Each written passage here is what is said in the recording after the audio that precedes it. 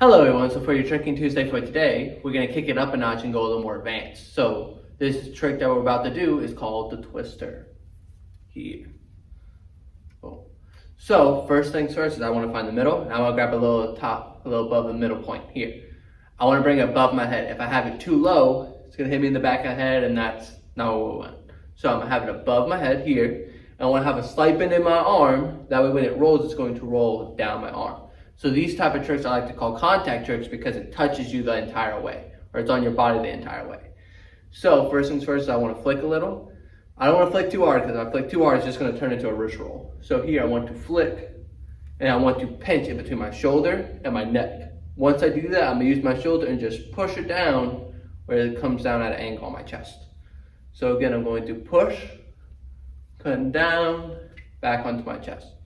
So that is your Tricking Tuesday for today. And remember, don't just be better, be different.